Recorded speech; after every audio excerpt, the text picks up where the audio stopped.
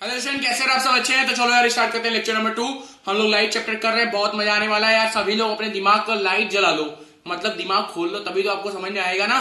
तो बहुत आसान सा चैप्टर यार, मैंने बोल रहा हूँ कि फिजिक्स का जो भी आपको पढ़ना है ना, लाइट हुआ, आई हुआ, या फिर आपका ये इलेक्ट्रिसिटी या magnetic effect of electric current, सारे चैप्टर आसान है।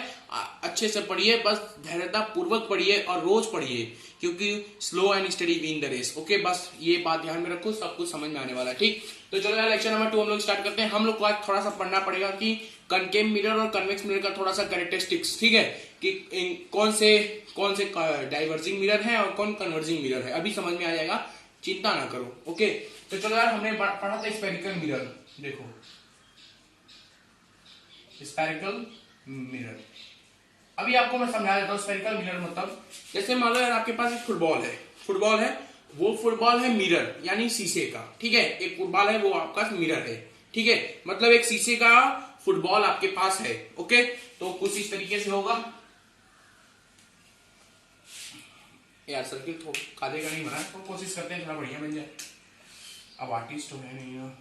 चलो मान लो ये मेरा फुटबॉल है, जो कि एक शीशे का या एक मिरर है, ठीक है। ये मेरा फुटबॉल है। अब मैं अगर इसको ऐसे कट करूं, इस वाले पार्ट को मैं कट करके बाहर निकाल रहा हूं, इस वाले पार्ट को मैं बाहर निकाल रहा हूं, तो कुछ ऐसा पार्ट निकला होगा बाहर। बात समझ में आया?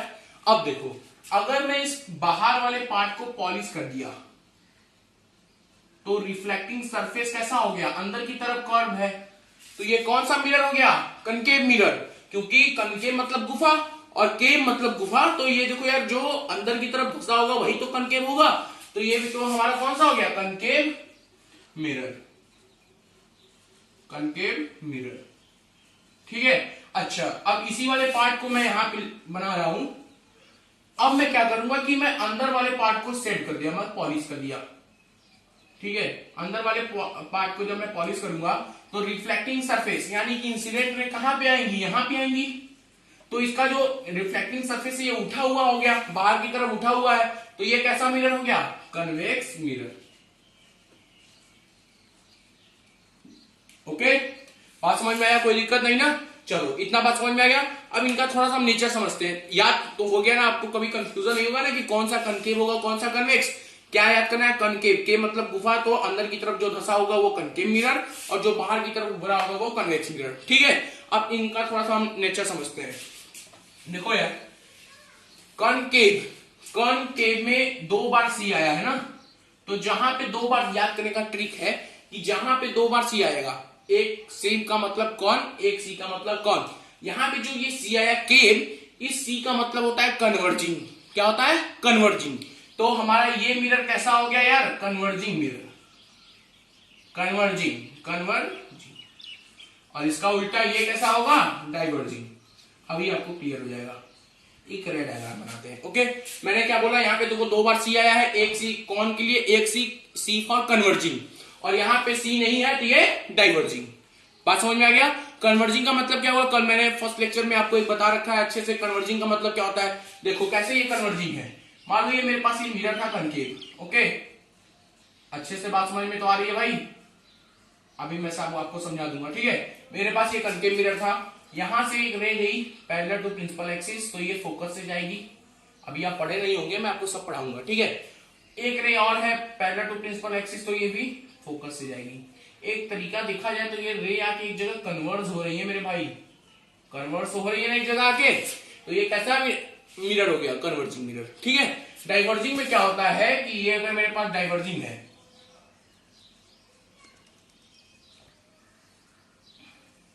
तो यहां पे अगर एक incident ray I parallel to principal axis, तो इसका फोकस ये होता है। तो ऐसा लगता है कि फोकस से जाएगा, बट ये ऐसा जाता नहीं है, बट ये जाता है इधर है। देखो यार, ये डाइवर्ज हो रहा है। एक रे अगर ये आ गई, तो ये इधर चली जाएगी, टकरा के इधर आ जाएगी, ठीक है। तो ये देखो बिखर रही है रे। जब रे बिखरती है तो उन्हें डाइवर्जिंग बोलते हैं, और जब रे किसी एक पॉइंट पे जाके मिलती है तो उसे कन्वर्जिंग बोलते हैं, ठीक है। तो एमसीक्यू में आपके में क्वेश्चन आ सकता है कि यार कनकेव मिरर का नेचर कैसा होता है? कन्वर्जिंग, और कन्वेक्स का कैसा होता है? डाइवर्जिंग। बात समझ में आ गया? तो please pause the video to draw the ray diagram. Okay, notes अगर बना रहे हो तो बना लो, उसके बाद चलते हैं रिफ्लेक्शन ऑफ लाइट पे। तो यार बात करते हैं हम लोग रिफ्लेक्शन का, ठीक है। रिफ्लेक्शन होता क्या है अच्छे से समझते हैं यार। रिफ्लेक्शन, रिफ्लेक्शन मतलब आप जैसे क्या अगर मैं मैथ में बात करूं तो रिफ्लेक्शन आपको पॉइंट आप लोग पढ़े होंगे, ये कोऑर्डिनेट होता था, इस पॉइंट का आपको रिफ्लेक्शन बताना है ना, रिफ्लेक्शन ऑफ पॉइंट, तो इस पॉइंट का रिफ्लेक्शन ऑफ पॉइंट यहाँ पे होगा। मतलब क्या हुआ कि अगर एक पॉइंट एक आदमी इसका मैं रिफ्लेक्शन पूछूं तो एक मिरर लगा दो, इसका रिफ्लेक्शन कहाँ है, इस मिरर के अंदर बन रहा है, ठीक है। तो रिफ्लेक्शन का मतलब क्या होता है, देखो जब भी हमारा कोई लाइट इंसिडेंट होता है किसी सरफेस पे, मान लो मेरे पास एक सरफेस है ये, ठीक है, मेरे पास एक लाइट आया, ये लाइट था, ये आके इस पे इंसिडेंट हुआ, मतलब इस पे आके टकराया, तो ये ऐसा सरफेस था कि ये लाइट इसे टकराने के बाद इधर नहीं गया, जिस मान लो ये हमारा ये सरफेस था किसका, वाटर का, मतलब इधर पूरा वाटर है अंदर, ठीक है, पूरा वाटर है, हालांकि ऐसा होता नहीं है बट समझने के लिए समझ सकते हैं, ठीक है। मेरे पास एक लाइट आई, यहाँ पे इंसिडेंट हुई, ठीक। अब जब ये इंसिडेंट होने के बाद इसका जो रिफ्लेक्टेड रे है वो इधर ही आ जाए, मतलब एयर से ये लाइट आई थी, एयर वाले मीडियम में ट्रेवल करके ये वाली लाइट आई थी, इससे टकराने के बाद एयर वाली मीडियम में ही आ गई, मतलब when a light incident on a surface, when a light incident on a surface and it rebounds back, yeah, and it return back into the same medium, this phenomena is called reflection. बात समझ में आया? What is reflection? Returning back of light into a same medium is called reflection. या फिर you can say that when a light incident on a surface, जब कोई light किसी surface पे इंसिडेंट होती है, टकराती है और वो उसी मीडियम में वापस रिटर्न होके आ जाती है, इसी फिनोमिना को हम बोलते हैं रिफ्लेक्शन। देखो यार, रिफ्लेक्शन ऑफ साउंड जो आप सिनेमा घरों में जाते होंगे मूवी देखने ना, तो वहां पे भी रिफ्लेक्शन ऑफ साउंड होता है, जिसकी वजह से आपके कानों में आवाज कभी कभी घुसती है, ठीक है। तो रिफ्लेक्शन का मतलब क्या हुआ, जब हमारा कोई लाइट किसी सरफेस पे इंसिडेंट होता है, कोई लाइट का रे किसी सरफेस पे इंसिडेंट होता है, और इंसिडेंट होने के बाद जो रिफ्लेक्टेड जो रे वहां से निकलती है, इंसिडेंट यहाँ से टकरा के जो निकल रही है, ये उसी मीडियम में आ गई, इसी को बोलते हैं रिफ्लेक्शन। और जब ये रे इस मीडियम में ना आके इस मीडियम में चली जाएगी तो रिफ्रैक्शन। दो पॉइंट है, रिफ्लेक्शन और रिफ्रैक्शन। रिफ्लेक्शन मतलब जब रे टकराने के बाद उसी मीडियम में वापस आ जाए तो रिफ्लेक्शन, और जब टकराने के बाद इस मीडियम में ना आए, अंदर चली जाए, जिस मीडियम से टकरा रही है उसी मीडियम के अंदर चली जाए, तो ये रिफ्रैक्शन। तो रिफ्लेक्शन पे ज्यादा ध्यान ना दो, आप रिफ्लेक्शन समझो क्या होता है कि when a light incident on a surface it rebounds, it's return back into the same medium, this phenomena is called reflection। ये आप पढ़ चुके हैं, आपको 10th में ज्यादा डिटेल में नहीं पढ़ना है, बस इतना ही पढ़ना है, आपको 10th में रिफ्रैक्शन पढ़ना है, ओके। तो आप प्लीज रिफ्लेक्शन का लिख लो, returning back of light into the same medium is called reflection, लिख लिया होगा। चलो अब आते हैं लॉज ऑफ रिफ्लेक्शन पे। तो यार चलते हैं लॉज ऑफ रिफ्लेक्शन की तरफ। दो ठो लॉ है रिफ्लेक्शन के, क्या है लॉ अच्छे से समझेंगे। एक बार एक देख लेते हैं, मेरे पास एक प्लेन मिरर है ये, ठीक है, ये मेरे पास प्लेन मिरर हुआ, और देखो यार यहाँ पे एक रे आई, जिसको हम बोलते हैं, जब रे आती है किसी सरफेस से टकराती है, इस रे को हम बोलते हैं इंसिडेंट रे। क्या बोलते हैं भाई? Incident ray, okay, incident ray. बात समझ में आ गया। अब जिस पॉइंट पे टकरा रही है यहाँ पे आपको बनाना है नॉर्मल। नॉर्मल कैसे बनाएंगे?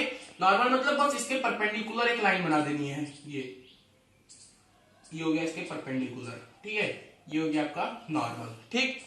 अब जितना एंगल नॉर्मल और इंसिडेंट रे के बीच में है, इस एंगल को हम बोलते हैं एंगल ऑफ इंसिडेंस। क्या बोलते हैं? एंगल ऑफ इंसिडेंस, ठीक है। अब जितना एंगल ये है उतना ही एंगल बना दो रिफ्लेक्टेड रे का नॉर्मल से। ये आपका रिफ्लेक्टेड रे है, रिफ्लेक्टेड रे। और रिफ्लेक्टेड रे और नॉर्मल के बीच के एंगल को हम बोलते हैं एंगल आर। बहुत ज्यादा कंफ्यूजन होता है यार, अच्छे से समझो। नॉर्मल और इंसिडेंट रे के बीच के एंगल को बोलते हैं angle of incidence, angle I. Normal और रिफ्लेक्टेड रे के बीच के एंगल को हम बोलते हैं angle R, that is angle of reflection.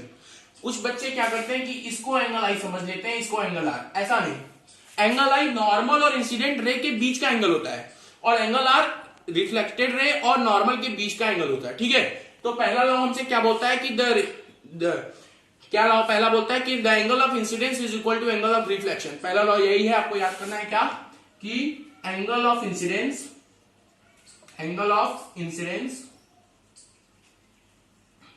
Equal to angle of reflection, और इसको आप ऐसे भी लिखा सकते हो, ओके। ये आपका पहला लॉ हो गया, ठीक। दूसरा लॉ क्या होता है यार? देखो अब अच्छे से समझो दूसरा लॉ, बहुत लोग को नहीं समझ में आता है, अच्छे से समझेंगे। दूसरा लॉ बोलता है कि incident ray, normal and reflected ray lie on same plane. क्या मैंने बोला? Incident ray, normal and reflected ray lie on same plane. देखो यार यहां पे ये प्लेन कौन सा है? यही बोर्ड तो ही मेरा प्लेन है, ठीक है। तो देखो इंसिडेंट रे, नॉर्मल और रिफ्लेक्टेड रे तीनों एक ही प्लेन के अंदर लाई कर रहे हैं कि नहीं? लाइक कर रहे हैं ना, एक ही बोर्ड पे बन जा रहे हैं ना तीनों। ऐसा तो नहीं है कि इंसिडेंट रे यहाँ है, रिफ्लेक्टेड रे बाहर की तरफ है, नॉर्मल अंदर की तरफ है, ऐसा तो बात नहीं ना। तीनों देखो एक ही प्लेन पे है ना, एक ही प्लेन पे। तो ये हमारा क्या हो गया? Incident ray, normal and reflected ray lie on same plane. यही हमारा सेकेंड लॉ है।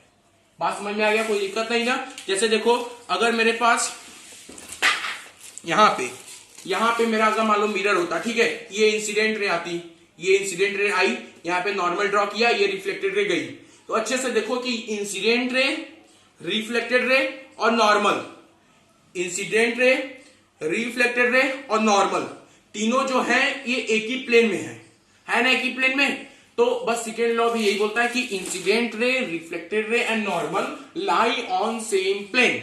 बस इससे ज्यादा कुछ नहीं, ठीक है। अब थोड़ा सा एक कंफ्यूजन वाला क्वेश्चन बहुत बार आता है, अब मैं आपको एक थोड़ा सा बता देता हूं, ठीक है। उसको समझ लेते हैं, फिर लेक्चर को ये भी स्टॉप करते हैं, ओके। तो please pause the video to note it down. उसके बाद चलते हैं। सेकेंड लॉ जरूर लिख लेना। क्या लिखोगे? Incident ray, normal and reflected ray lie on same plane, okay. और ना समझ में आए तो डिस्क्रिप्शन में यार मेरा व्हाट्सएप नंबर दिया, प्लीज व्हाट्सएप करिएगा, ओके। नोट्स चाहिए तो भी करिएगा, और एक मैं लिंक भी प्रोवाइड कर रहा हूँ नोट्स का, उससे भी आप पीडीएफ फॉर्म में ले सकते हैं, ओके। तो please pause the video to note it down. एक छोटा सा सवाल बताऊंगा, उसके बाद लेक्चर को ये भी खत्म करेंगे। तो यार दो क्वेश्चन, इन दोनों क्वेश्चन से समझते हैं। एंगल ऑफ इंसिडेंस और एंगल ऑफ रिफ्लेक्शन का प्रॉब्लम ही खत्म हो जाएगा, ठीक है।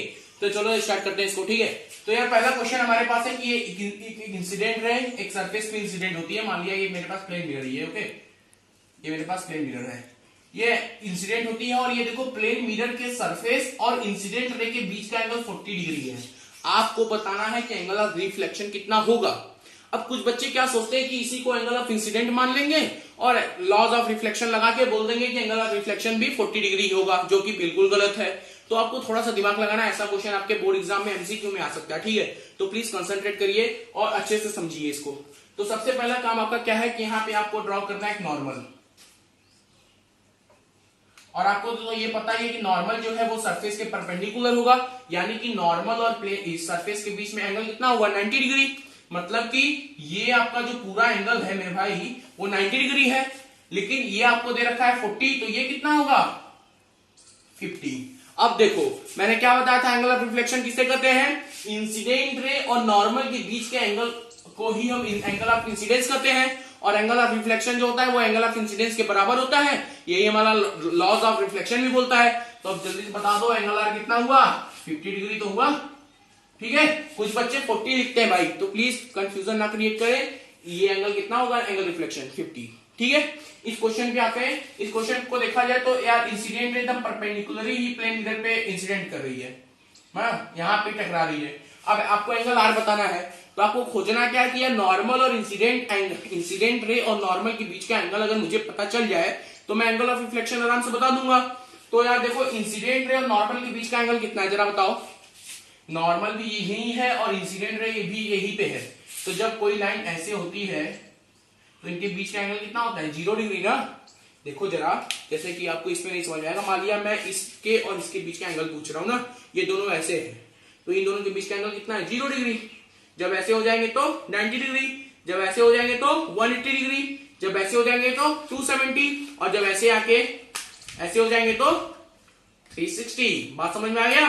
तो यहाँ पे देखो यार, ये नॉर्मल और इंसिडेंट रे दोनों एक ही जगह हैं, ठीक है। तो यहाँ पे कितना एंगल हो गया? इंसिडेंट रे और नॉर्मल के बीच में 0 डिग्री। तो जब एंगल आई आपका 0 हो गया तो एंगल आर भी तो 0 होगा लॉज ऑफ रिफ्लेक्शन के हिसाब से, ओके। तो इसी पे यहीं पे लेक्चर कंप्लीट करते हैं यार, बहुत बड़ा लेक्चर हो गया, ठीक है। अगले लेक्चर में हम लोग स्फेरिकल मिरर को डिटेल में करेंगे, इमेज फॉर्मेशन भी पढ़ेंगे, ओके। थोड़ा सा उसके कुछ टॉपिक पढ़ेंगे, जैसे सेंटर ऑफ कर्वेचर, फोकस, पोल, ठीक है, rules for drawing image formation के लिए कुछ रूल्स पढ़ेंगे, और आप लोग ज्योमेट्री बॉक्स लेके बैठिएगा, ओके। तो लेक्चर यही खत्म करते हैं। प्लीज अगर वीडियो अच्छा लग रहा है तो लोगों को शेयर करो, एंजॉय करो, अच्छे से पढ़ो।